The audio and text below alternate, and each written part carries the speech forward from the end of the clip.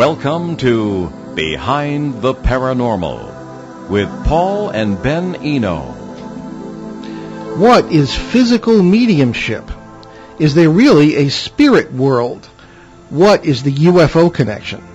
Hello, and welcome to the 848th edition of Behind the Paranormal with Paul and Ben Eno. And those diverse questions came from my co-host, partner in the paranormal adventures that we have, and my dad, Paul, and I am Ben. And today we bring you a new guest on an old subject, or is it an old subject?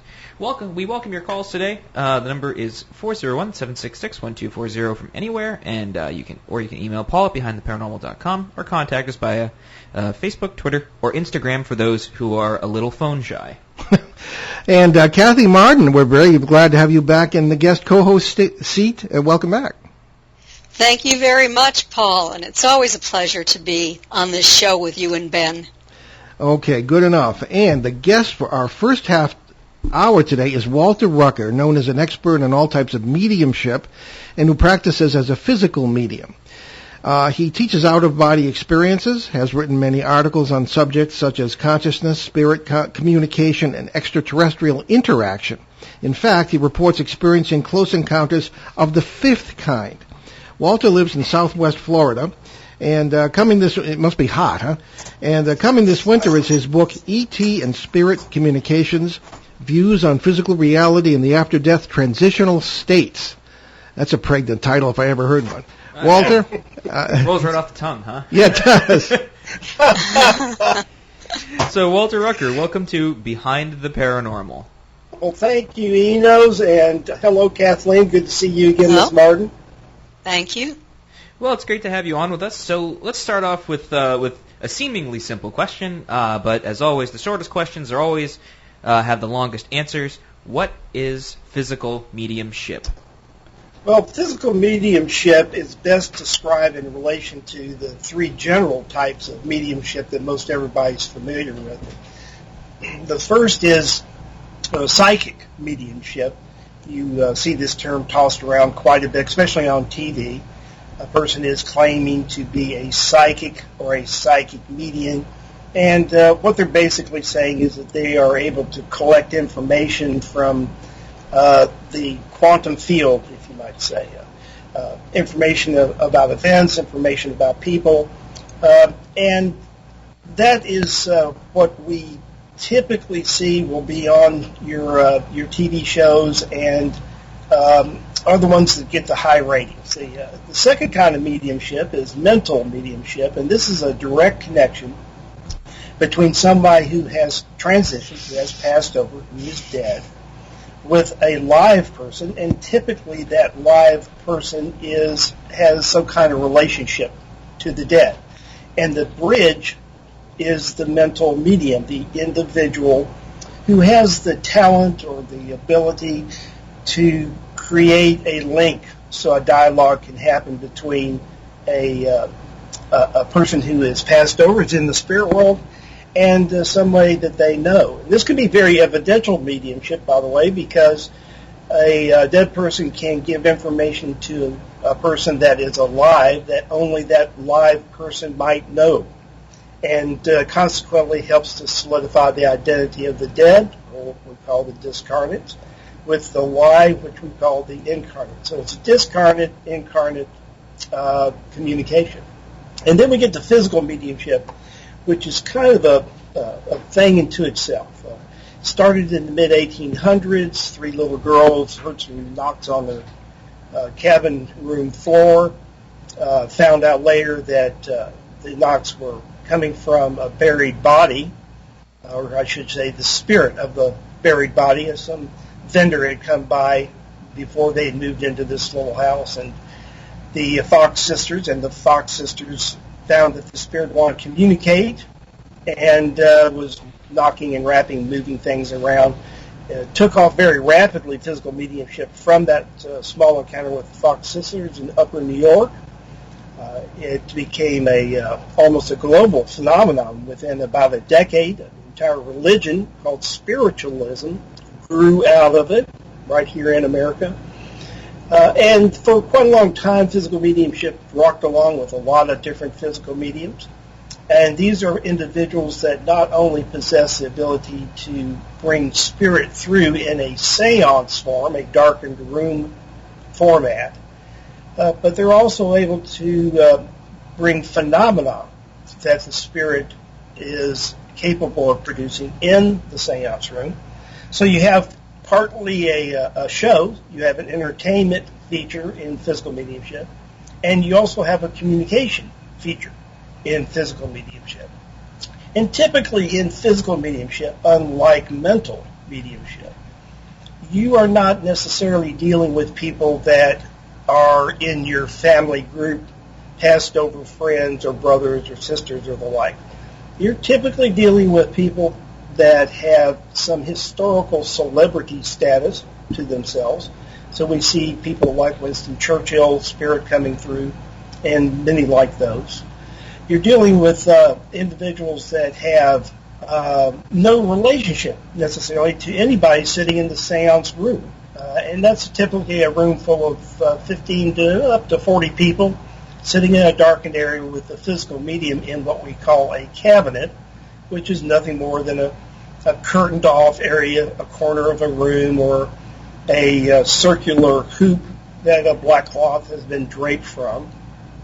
And he is also tied to and gagged inside the physical mediumship cabinet so that the physical medium can't either hurt himself moving around the room or can be known that is in one place while this phenomena is happening outside of the cabinet and around the interior of the seance room itself.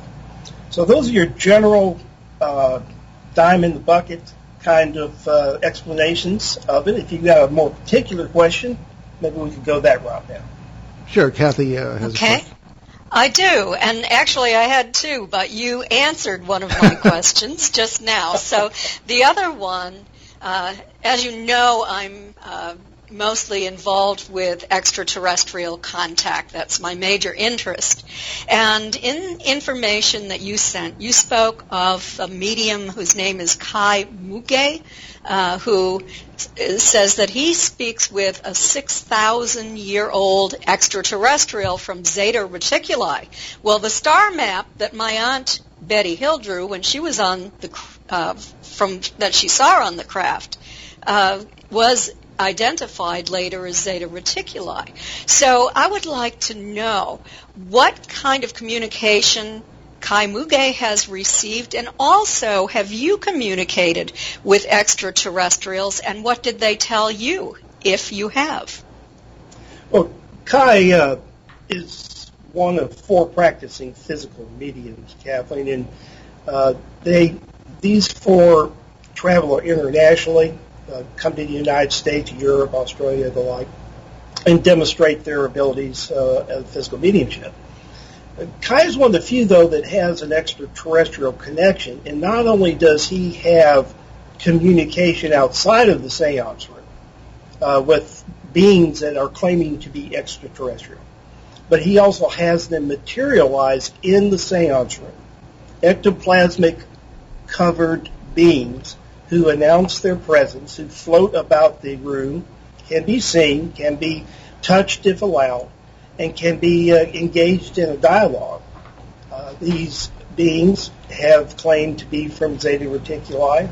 In particular, he has one being that I was fortunate enough to be in attendance of a seance to have materialized, and his name was Ta. That's P-T-A-H. And Ta floats above the floor about 6 to 12 inches. He's looks like he's in a big white sheet. You can almost only see his face, and he has a very human-looking form, by the way. He does not look Zeta Reticuli. He doesn't have the typical oversized eyes and the elongated head and all those things. But he will talk about his beingness as an extraterrestrial, and he has identified himself as to coming from Zeta Reticuli. So that's my personal thing. Now, you had a second part to this question, which was, is it basically the connection between UFOs and extraterrestrials, both through physical mediumship and others? Were you asking Yes, about your that? experience. Yes, your personal experience with this. Well, my personal experience is that and I think Grant Cameron does a really good job of this, by the way. He basically says everything is just one thing. It's all consciousness. And the connection between all types of spirit, extraterrestrial beings, ultra-terrestrial, interdimensional beings, whatever the beings are, the tie between all of that is that we all share the same consciousness, and we're all able to, with our abilities, limited as they are here on the earth plane, but we're all able to use our consciousness to project and receive information from various sources and beings. The problem that you run into in physical mediumship is the same problem that you run into with extraterrestrial beings, and that is the positive identification that these beings are actually from where they claim to be. And there's almost no way of doing that, really, unless you're fortunate or not so fortunate to be abducted and put on a ship and taken to a home planet and show where they live. You really don't have a great deal of way of verifying who they are in terms of where they come from and what kind of beings they are, other than what they tell you. So there's a bit of trust involved in this, but I think the more important part, Kathleen, is that it's really always about the message. And how that message gets to you, what the source of that message is, isn't nearly as important as what's being said. And so you listen to what these beings have to say, whether they claim to be extraterrestrial or not. And if they say things to you that resonate with you, that are important to you, that are valuable, that you can use to do something positive in your life with, well, we're willing to gloss over a bit about the ultimate identification of the beings if the messages the beings are bringing through are positive and helpful and beneficial. Okay, thank you. Ben had a question? Oh, yes. Took me a little bit to formulate it. It's kind of a paradox, right? So physical mediumship, it's kind of a funny term.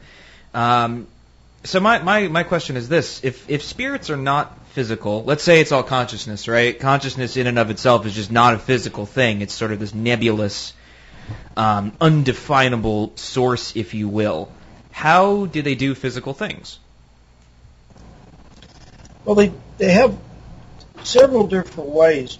The primary way they create physical phenomena, let's say, for instance, you're in a darkened seance room and all of a sudden a cone or a set of bells flies up from the floor and rings in tune to the music that's on the boom box, or moves around in the room flying about and touching people and stopping in front of their faces, and just more or less showing that there is an ability to move objects. It can be done one of several ways. The primary way of doing that is that they use what's called an ectoplasmic pseudopod. And this is a ectoplasmic rod. Think of like an elongated hand and wrist and shoulder that can reach out, physically grab something, and then move it about the room in darkened conditions. Move it about the room so that you can see the movement of the object. You will not see the ectoplasmic rod itself because of the dark conditions, grasping or holding on to or in any way being involved in that object. But this is one way they do this. They can move very heavy objects, such as entire chairs. They can move very light objects. They can move at extremely quick interactions. I've had a cone fly from a table to the ceiling so quickly that you literally could not see it either in lighted conditions or unlighted conditions. So this is one way. Ectoplasmic pseudopodal extensions is what we call it in the physical mediumship world. The other way is basically what we call telekinesis. It is the ability to move things with your mind. And which of these two modes are used to create the movement phenomena in a seance circle? Even the mediums themselves will tell you that they're uncertain, since they are entranced while they are in the seance. The physical medium is entranced, and so he is aware of everything that he's doing, just maybe grossly aware of what's going on about him. But afterwards, when you ask them, how did this table move, or how did this object move, or how did this happen, they will tell you their best guess as to what the device was using, ectoplasmic devices, telekinetic devices, but often they'll have no answer as to how a particular style of phenomena exists. Oh, okay. Let me ask. I tend, I have a simple approach, and perhaps being an editor, I am really into the meaning of words. Does the guy from Zeta Reticuli call it Zeta Reticuli? Yes, yes, most definitely. Don't they have their own? I mean, wouldn't that be a name that humans put on? Right. Why would they know English? Well, they know English because they exist around us at all times. They are tapped into the physical reality consciousness. They know quite a bit about us. They know more about us than we know about ourselves, actually. But aren't they spiritual? So why would they be in a physical reality? Because they're looking to put forward the concept of the extension of consciousness after death. In other words, they want to bring to the discussion evidence of the fact that there is a spiritual world, that there is a transitional world. And what's the point of there being a physical world in the first place? Well, we created that. That's a very good question, because we create this physical world through consciousness as a projection of our own, and it's an experience that all of us, including all of us in this conference today, and all of us here on the Earth plane, have made agreements when we came into the physical reality to play by the rules of physical reality, to have this particular unique experience. And apparently the Earth plane itself is a very unique place, certainly in our universe, because the numbers of people, spirits, that when you talk with the spirit world, that want to incarnate and have not been able to, or have incarnated and have come back repetitively, some call that reincarnation, to get new and greater experiences. This is apparently something that is very highly sought after, and I think is one of the reasons we watch our population grow from 2 billion people to 7 billion people in like 50 years. Because you got to have a physical container to play in physical reality, and so you got to have a body. And bodies are, even at 7 billion, are in short supply for the number of spirits that would like to incarnate and have this extremely unique and special experience here. Okay. Yeah, I don't know if I buy that, though. No, I mean, we respect all opinions, and maybe we're wrong. I mean Walter could be right down the middle of the football field, correct, but I mean, we have different interpretations, but it's not about us today. No. I want to get to a question from... Is it Mr. Peter? It is Peter from Bogota, Colombia, who is sort of an honorary guest co-host. He writes it every week, and very, very good questions. So Peter has a question for Walter. Right. So the first question is, please ask Walter why he has attended so many seances, and was he hoping to contact a specific person? If so, what were the results? And Kathy, jump in here anytime you want to. I'm sorry, Walter. Go ahead. Okay. Oh, that's fine. Sure. First of all, I just find it enjoyable. There's a lot of people, like-minded people in the seances. You get to make a lot of friends. There's a lot of repetitive attendees, so you get to know people by their first names and families and what they do. And there's also a lot of communication after the seance. What did you see, and what did you hear? And maybe somebody's in a different part of the room, had a little bit different experience. So you attend it because they're fun to do, and it's a nice human way of interacting with spirit and interacting with other beings, human beings that have your same sets of beliefs. The second part of that question was... Oh, it was, were you hoping to contact someone specific? Right. If so, what were the results?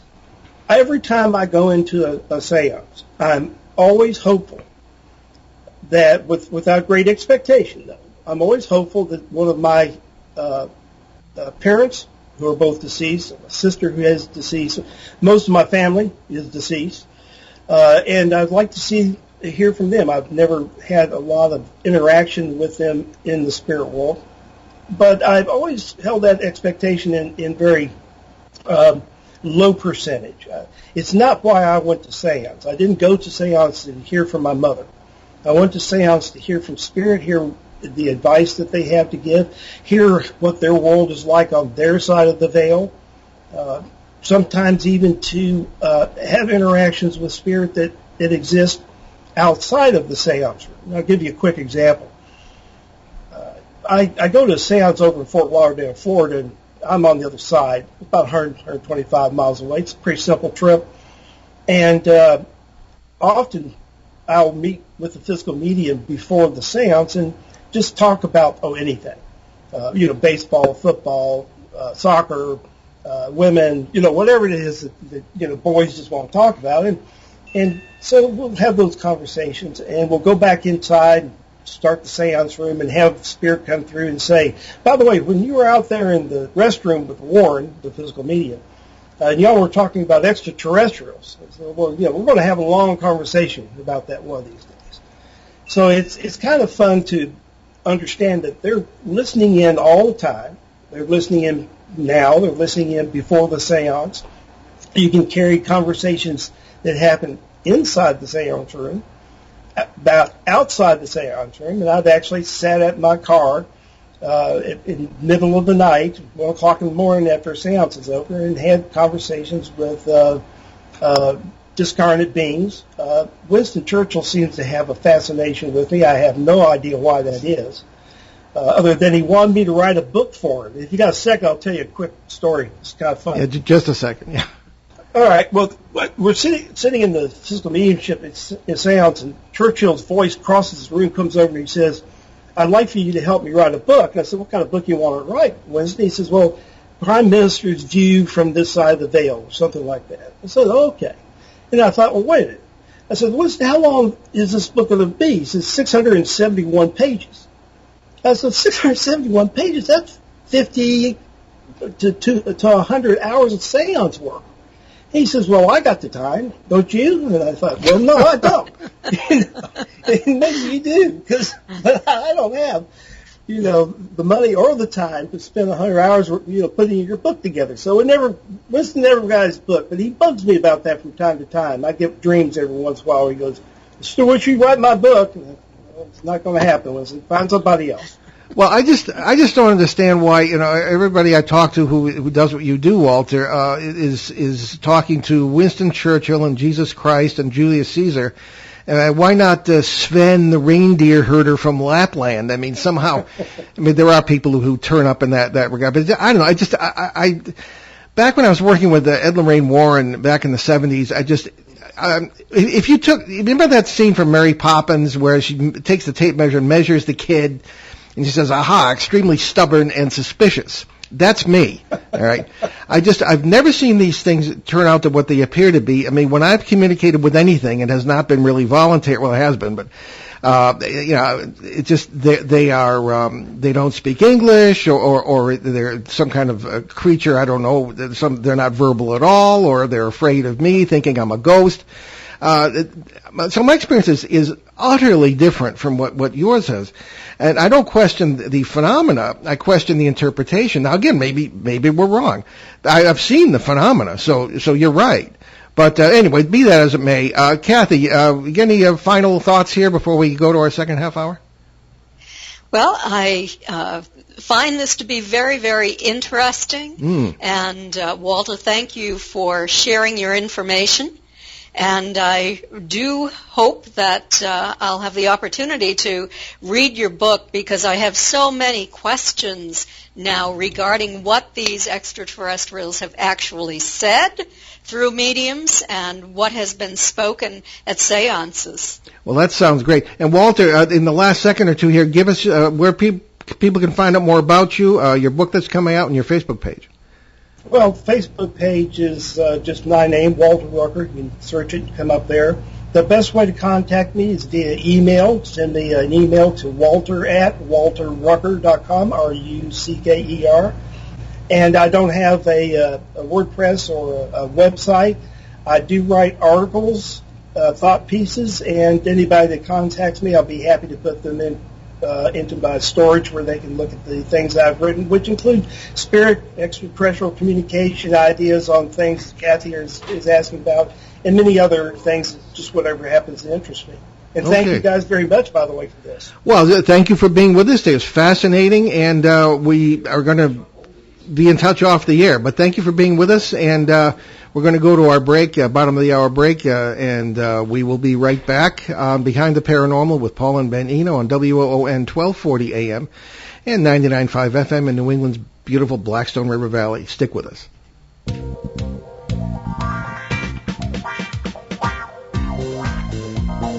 The night is alive. Join us and take a walk on the weird side when you tune in to the Kingdom of Nye, hosted by Heather Wade. The finest in late night talk. Listen live free weeknights starting at 9 p.m. Pacific time at thekingdomofnye.com, talkstreamlive.com, and the Paranormal Radio app. Wanna take a ride? Hey, this is Dave Koz, and this weekend on the Dave Koz Radio Show, we welcome back bassist Julian Vaughn to the program. He's got some hot new music to share, and I know you'll want to be here for that. Check out DaveKoz.com during the week and be here this weekend for Julian Vaughn and more wonderful music for your weekend on the Dave Koz Radio Show. Hello, fans of smooth jazz. The Dave Koz Radio Show can only be heard on ON, AM, and FM, 1240 AM, 99.5 FM, every Sunday, twice on Sundays, 6 a.m. to 8 a.m., and again 7 p.m. to 9 p.m. The Dave Koz Radio Show is brought to you by the Carew Investment Group. It's the Dave Koz Radio Show, and it's right here on ON, AM, and FM.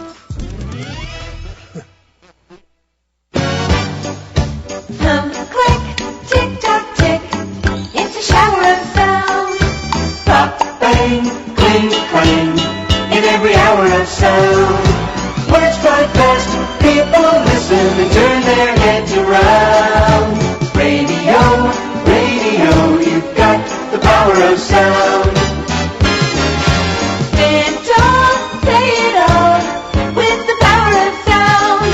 A fast pace, a marketplace. That's the power of sound. You open ears and pocketbooks, you really do astound. Radio, radio, you've got the power of sound. Radio, radio, you've got the power of sound. Radio, the power of sound. Radio, the power of sound. Radio, radio.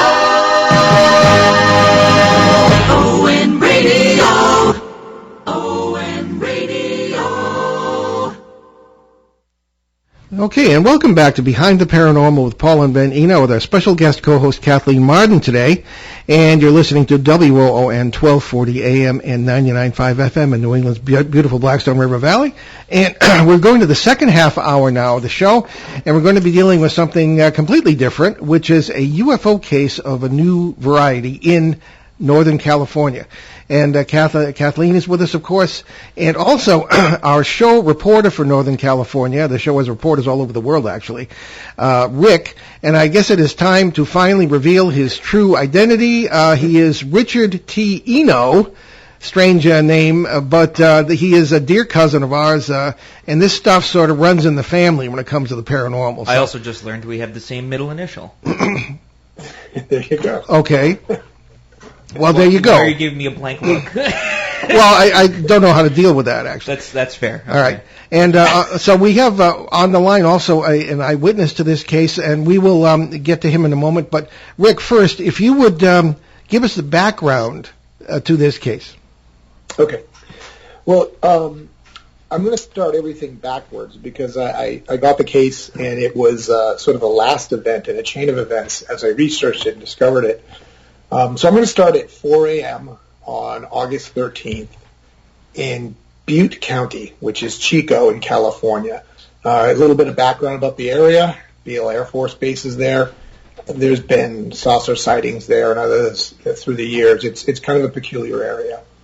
But this one starts at twilight. Now, I want to just caveat this by saying that this report that I discovered came from Newfork, which is a national UFO research center. It is a great site, but it doesn't. You don't get an investigator. It's a self-report. So When it goes to MUFON, you get an investigator and they vet the witness and so forth, but Newfork doesn't. So I'm going to start there and follow it through the two other sightings.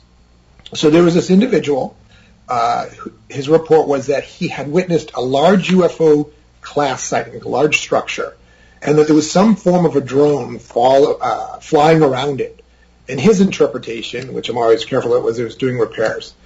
But what made this succinct to me and kind of catch on as we get later on in the case is that it had a definable, dark, very dark area. But as the sun was, more light came into the area, it started disappearing. It started becoming not visible, but still there. So to go forward, there's this large craft, and it seems to have this hangar-like structure in the center. And this light comes out.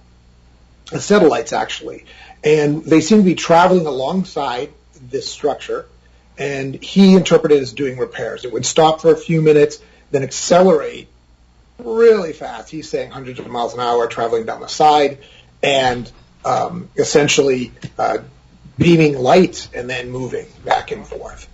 And this went on for a little while, and then every so often, the repair crafts, as he called them, the other orbs, apparent report points, would change direction abruptly, immediately, and go to a different part. He described the craft as blocking about 1/4 to 1/3 of the sky. Now, the problem with this is, the real issue with this is I have no reference point for what that is, and I would love, and I've been trying to find this witness. He supposedly has sketched it, but you will see in the case as it's coming forward, the commonality is the drone-like behavior, the lights that surround the drone or the craft, and it's sort of independently moving. So let's move from 4 a.m. So now it's light out. So I'm going to assume that there may be other case reports of it, but based on his report that it kind of disappears as it got lighter, that maybe didn't get seen until 9 p.m. over Siskiyou, which is Mount Shasta area in California. That is way north California. There's some military bases around there. There's the Army Air Force Exchange Base over in Oregon. And basically what happened was the gentleman was in his backyard. And this is an actual report where we can verify the witness. He was a pilot trained, and he's kind of aware. He has reported himself that he can remote view. And so what happened was he was in his backyard, and he'd been watching stars for over 2 weeks. One was brighter. And then on this particular night, a friend was present. The stars began to move in circles. And then another one appeared that was lighter, that moved in circles. Now, the distance here is pretty far. It's over a mile, but it's below cloud cover, apparently. That's what I took out of it, because there's some gaps in it. Okay, can I interrupt you for a minute, Rick? Ben is going to show the talking points page from our website with a sketch by the witness on, so people who are listening on a device where they can see the TV feed can see that. I'm sorry, go ahead. Okay, and that first sketch is from what Andrew's going to talk about his case, so which is coming up next. So right. They began to perform circles, and they continued to move. This sighting went on for over 2 minutes. And one circle was brighter than the other. But as things started to continue, the objects appeared to come out of, several objects came out of the main object and started circling it. And the report was that it was different, kind of reddish, off-whitish. So we have some color detail there to kind of discuss. Okay. In addition to that, what they did was they used a laser pointer, and when they did, it blinked out and was gone. So they tried to hit it with a laser pointer, and it blinked out. They did try to photograph it, however, the cameras failed. This case was ruled a UAV, so it was substantiated as unidentified. All right. So now that's 9 o'clock. Now, so what this did was, I want to backtrack. It moved from Butte County, which is sort of south of the case I just talked about. It went to Siskiyou up to north to California, and now it's coming back down. And just along the way, as you're coming back down to Marin, there's Travis Air Force Base. There's a number of military installations. just to keep this in mind. Now, I'm going to set up Andrew to discuss his case so you can hear it firsthand from him. But the report I got is that there was a witness who lived in San Anselmo and was out looking at the stars and the bats and the trees one night when he had seen a light in the sky. Now, I'm going to cut out here and let Andrew discuss what he witnessed. Okay, well, actually, first, with apologies to Andrew, who's been holding forever, I wanted to give Kathy a chance to comment. Kathy, if anybody lives under a rock and doesn't know this, Kathy is one of the most renowned UFO researchers in the world. So, Kathy, what's your initial comment here? Well, I am the Mutual UFO Network's Director of Experiencer Research, and I've been a UFO investigator from MUFON dating back to 1991. And what I just wanted to say is that with any report, it is the responsibility of the investigators involved to attempt to find a prosaic explanation for this. Is it something having to do with military craft experiments? Is it a satellite? What might it be? They know that the object's course was close to the Navstar satellite, so they have to take this into account. But any MUFON investigator also has to consider all of the unusual properties of that report. And in this particular case, there are many. Not only is it a multiple witness report, but the fact that this is a large object that appears to maybe have been open at one point and that smaller objects have come out of it is highly significant. So I can't wait to hear what Andrew has to say about this. Well, with that, we'll welcome Andrew. You're on ON 1240 and Behind the Paranormal. Welcome to the show, and thank you for holding.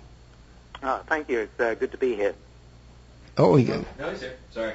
Okay. Everything turned down. Okay. Good go ahead, Andrew. Yeah, it's good to be here. Thank you. Thank you. So we understand that you're a pilot as well as yes. Okay, that I have a little bit of experience with that myself, and that cuts some ice with us because pilots are really trained observers, to say the least. So, what in your estimation is happening here? And then I'm going to turn you right over to Kathy and see if she has any questions after your initial statement. Sure. So, well, this all happened on August 13th, 2019. It was about 10:20 in the evening.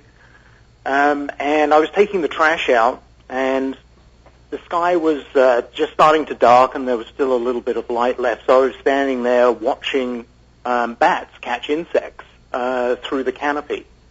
And it was then that I sort of noticed a small, round, disc-shaped light about 30 to 50 feet above the trees. And so where we live about 350 feet up a hill in San Anselmo, California, and it's really unlit, heavily forested, with redwoods, etc. And there's sparse population, so there's not very many people around. And it's all part of the Mount Tamalpais watershed. So there's very little light pollution, which is great. So I was putting out the trash, watching the bats catch insects, saw this dish shape moving very slowly, and it wasn't really very bright. But then all of a sudden it did this pulse, which happened very quickly, blink of an eye, but it was sort of a structured pulse, like very similar to sort of a sonar or a sounding that a ship would do. And it continued to move at about 5 to 10 miles an hour, 30 to 50 feet above the trees. And then about 10 seconds later, it did it again. And so, yeah, I have my commercial pilot's license. I have my remote pilot's license, so I fly drones. And I immediately realized that, hey, this isn't normal. B, it's not a drone or a commercial-type drone that I'm familiar with. Okay. There were no navigation lights on it. There was no sound, and drones make quite a lot of noise when they're flying. All right. So I watched this happen for a couple of minutes, I think the total time was about 2 minutes. After about 20 seconds, I pulled my camera out, my cell phone out, and started filming it on the video. And after I captured about 1 minute and 20 of video, and then when I went to review the footage just on the phone, I saw this blinking light, not very much to it. So I sort of put it in my back pocket and forgot about it until another recent sighting that I had, and I submitted 2 reports. And then all of a sudden there's this great interest in it. So. Okay. All right. I'll point out that our website, behindtheparanormal.com, our show site, is in the process of being migrated to a new hosting platform, and they're having a lot of trouble. A surprise, surprise. And there is, however, it is accessible as far as we can see, and there is a talking points link for this particular show. It will be in the show archives for this show, and there's a link, and it has a very good sketch. You're a pretty good artist there, too, Andrew, I've got to say. Yeah. It is really well done, I got to say. And the video is also available as well. We're not going to play it now because of time, but people can go to the website and see that. Kathy, what say you? Well, I have a couple of questions. First, I would like to know if you were able to estimate how far that object was from you, and if not, using the rule of thumb, if you were to hold your thumb out at arm's length, how large would this have seemed compared to the size of your thumbnail? That's a good question. So actually, I think if held at arm's length, it would have been about the size of an aspirin. So about the size of my thumbnail. That's a good gauge. And the aspirin is the size of the full moon for listeners. Okay. Maybe a little smaller than that. So, but I think, the thing was that I guesstimated there was about 30 to 50 feet above the trees and probably about 200 feet away. 200 to 300, maybe 400 feet away, and it seemed to be following the path of a creek that we have that runs behind some of the properties there. But it was, middle of August, it was a dry creek. And it wasn't until I reviewed the footage afterwards that you actually saw these little things coming up from the ground, like moths to a flame, really, and going up towards the pulsing light and flying around it. But that's when it really got interesting. So. Oh, I would say so. What colors did you see? So the only colors I saw was it was sort of the white, brilliant white pulse, but very quick, like a blink of an eye, and then just the very dull illumination of the disc or the light that was doing that. Okay. So there was no other lights or colors that I saw. And I must admit, I didn't actually see the little smaller craft going up to the larger one with my own visual eyes. It was only when I reviewed the video that I saw those. Okay. Thank you. All right. Rick, do you want to get in here with a comment or question? Well, yeah, I think what's interesting about this in Andrew's sighting is that when you think about the course of the day and where things have gone, and I can't establish a definitive connection between these, but I can say they have some similarities going on here. So the SECOND case was obviously at a distance, while the Butte case was closer because you got more detail. And then when you get to Andrew's case, what I found helpful, first of all, he's very descriptive of it. When I was interviewing him, the facts never changed, stayed straight. Yeah. So this is not the first phenomenon in Marin County. There's a lot that has gone on in Marin County. There's a corridor. And I think that when I look at a case, and I look at Andrew's case in particular, and I'm trying to judge what the facts are, I searched this every which way I could. I went to the Kathleen Marden School of Research on this one. I went hardcore.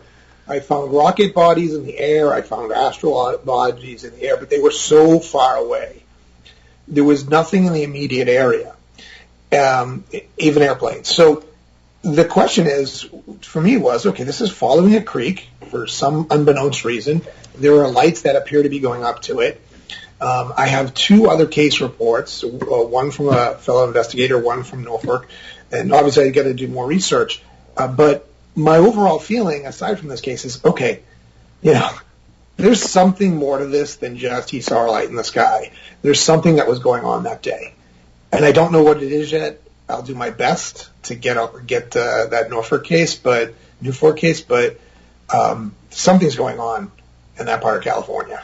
Okay, very interesting.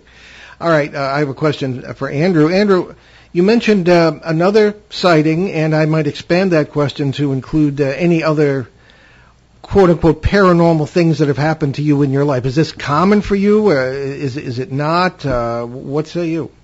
That's a good question. So my mother was a clairvoyant, and it runs through our family on the lady's side. And I don't know whether there's any connection there, but about 10 years ago I did a couple of sightings in San Francisco when I was living there. But I had a daylight sighting in May 6th this year, a day after my wife's birthday. Two dish-shaped craft, bright red, one following the other, at about 8:40 in the evening, flew over our heads in Mill Valley in California. It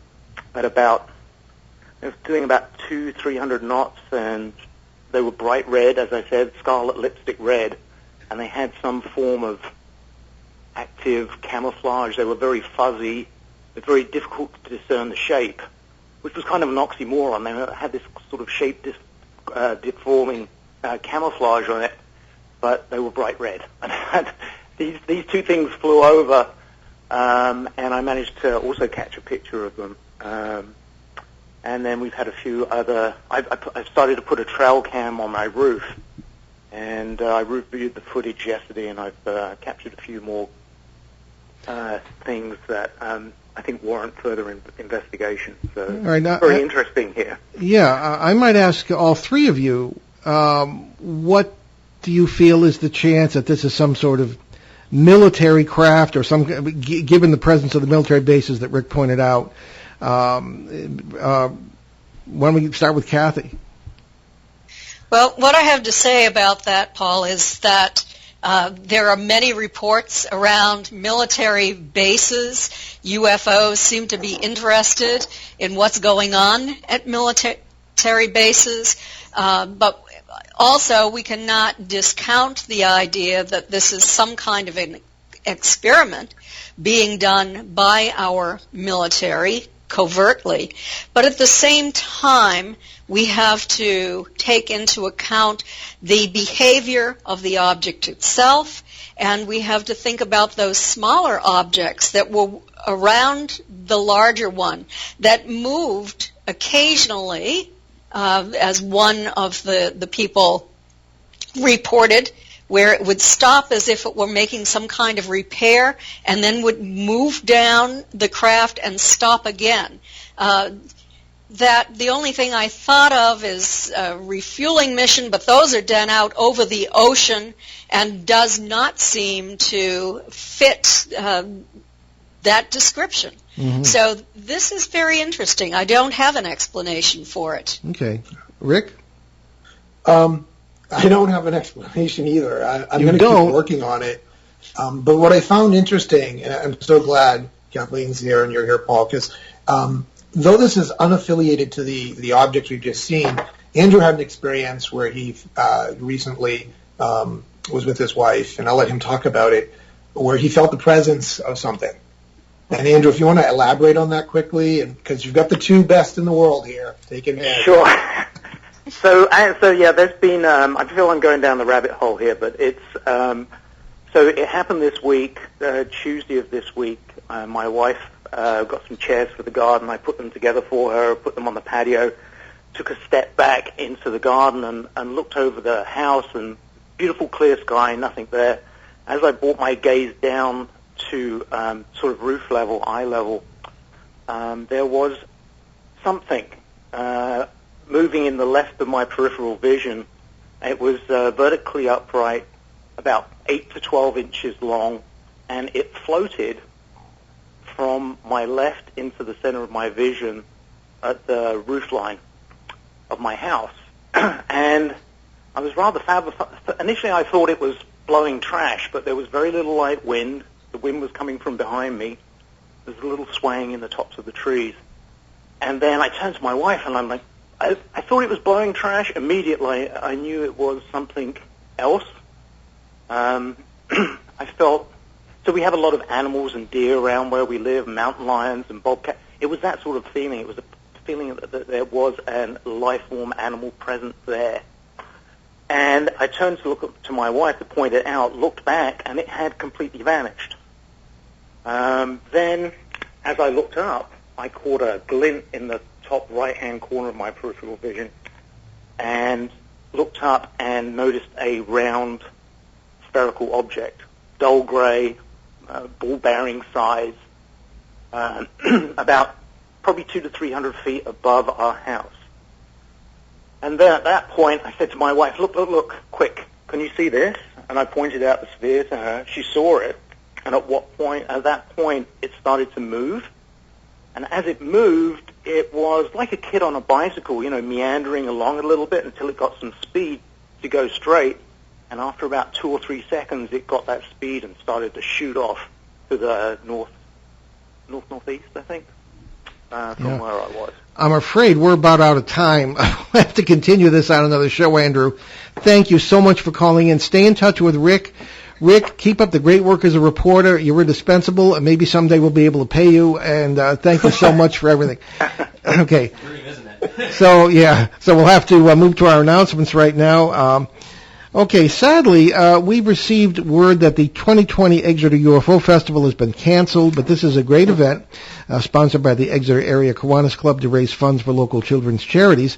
It will be back stronger than ever, I'm sure, in 2021, and so will Kathy Marden, who was always there with us.